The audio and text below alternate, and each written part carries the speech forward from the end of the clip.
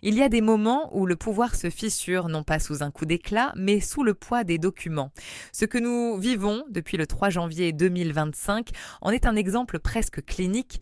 Près de 1000 pages de pièces judiciaires, longtemps restées sous scellé, ont été rendues publiques par un tribunal fédéral de New York. Pas des rumeurs, pas des fuites, des documents de cour. Et au milieu de ces pages, un nom revient. Plusieurs fois, Donald Trump, la réaction que ne s'est pas fait attendre. Un message publié accusant un complot, parlant de chasse aux sorcières, tentant de reprendre le contrôle du récit. Puis, quelques heures plus tard, ce message disparaît, supprimé, effacé. Et c'est là que l'histoire devient intéressante, parce que dans le monde politique comme dans le monde judiciaire, ce qu'on retire est parfois plus révélateur que ce qu'on affirme. Les médias parlent d'un malaise, d'une polémique de plus. Mais ce que nous allons analyser aujourd'hui va bien au-delà. Il s'agit d'un test grandeur nature, celui de la solidité de l'état de droit face à un ancien président habitué à l'impunité. Pourquoi ces documents sortent-ils maintenant? Pourquoi cette panique soudaine?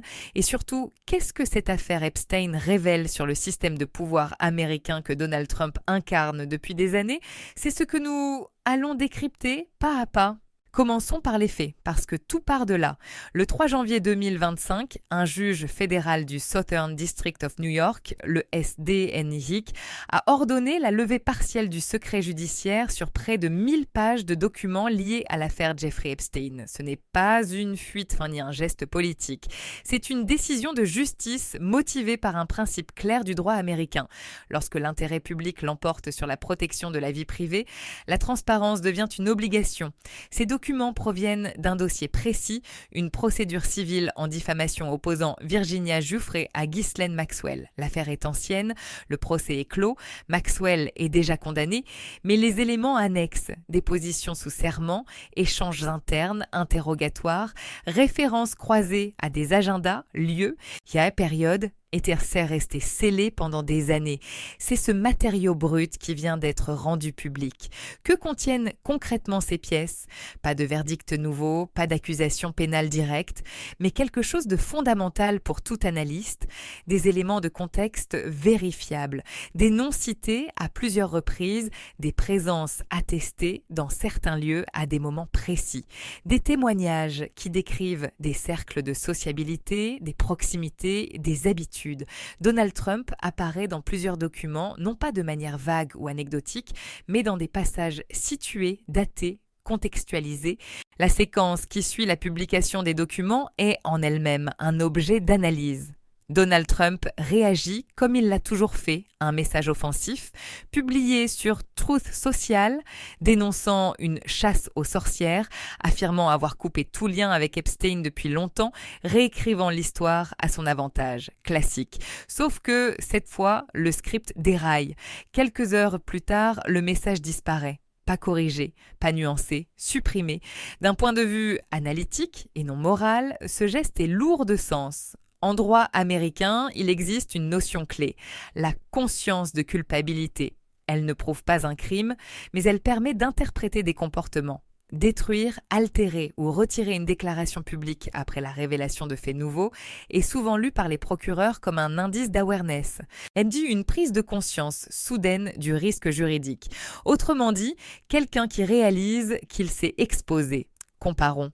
Dans l'affaire Nixon, ce ne sont pas les faits initiaux qui ont fait tomber la présidence, mais la tentative de dissimulation. Dans le scandale Enron, les suppressions de documents ont pesé plus lourd que certaines fraudes elles-mêmes. Plus récemment, dans plusieurs dossiers liés au 6 janvier, des messages effacés ou modifiés ont été utilisés pour établir l'intention. Le pattern est connu, ce n'est pas ce que vous dites qui vous met en danger, c'est ce que vous essayez d'effacer. Chez Trump, ce geste est d'autant plus révélateur qu'il va à l'encontre de son instinct politique.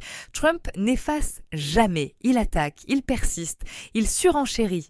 Lorsqu'un homme qui a défié juges, procureurs, agences fédérales et médias pendant des années choisit soudain le silence. Ce n'est pas une stratégie médiatique, c'est un réflexe défensif juridique. Cette suppression révèle donc un rapport très concret au risque pénal. Trump comprend que ces documents changent la donne, qu'ils créent une traçabilité temporelle, publication des pièces, réaction immédiate, retrait précipité, un enchaînement que tout procureur rêve d'avoir sous sous les yeux. Ce n'est pas un effondrement spectaculaire, c'est plus inquiétant. Un effondrement contrôlé, discret, dicté par les avocats. Et dans l'univers trumpien, cela n'arrive jamais sans raison sérieuse. À ce stade, il faut élargir le cadre. L'affaire Epstein n'est plus seulement une séquence embarrassante pour Donald Trump.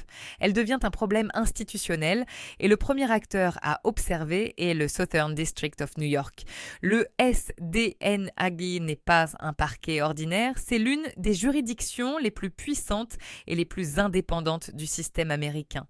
Historiquement, c'est elle qui a poursuivi des figures de Wall Street, des réseaux mafieux, des terroristes internationaux et même des proches de présidents en exercice. Quand le SDNIG agit, il le fait rarement à la légère. La décision de rendre publics ces documents n'est donc pas neutre.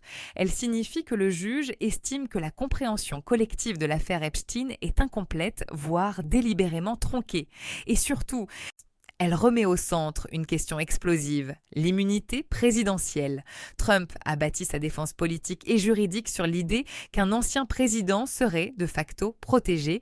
Or ici, nous sommes face à des faits présumés antérieurs à la présidence, sans lien avec une fonction officielle. Aucune immunité exécutive ne s'applique, aucune protection constitutionnelle ne tient.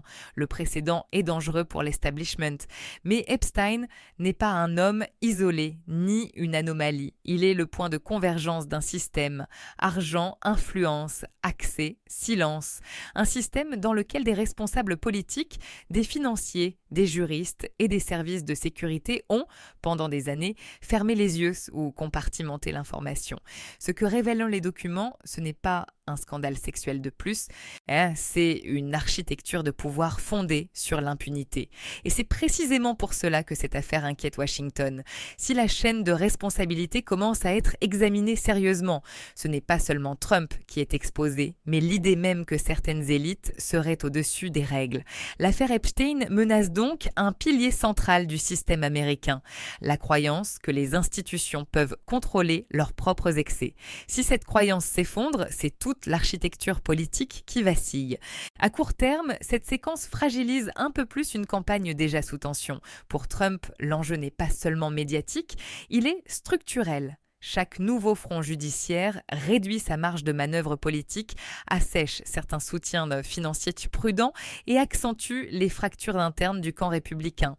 Les élus les plus exposés électoralement commencent à mesurer le coût d'une loyauté sans réserve, tandis que les donateurs institutionnels observent, attendent, temporisent. Sur le plan juridique, le risque est désormais cumulatif. Trump fait face à plusieurs procédures parallèles, fédérales et étatiques. Et l'affaire Epstein introduit une variable hautement toxique.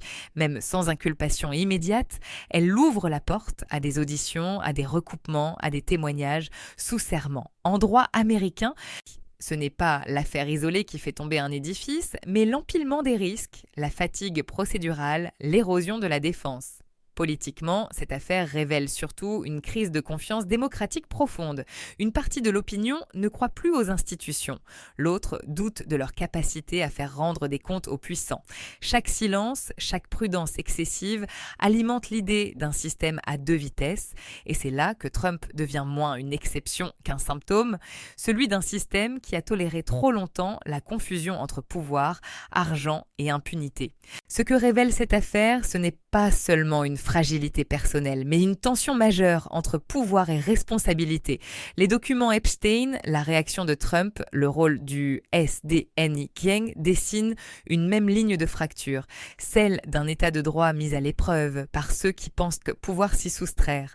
La question n'est donc pas seulement de savoir ce que Trump a fait, mais si les institutions américaines sont encore capables d'aller au bout de leur logique. Car dans une démocratie, la vraie force ne réside pas dans l'immunité des puissants, mais dans leur responsabilité. Merci d'avoir suivi mon analyse.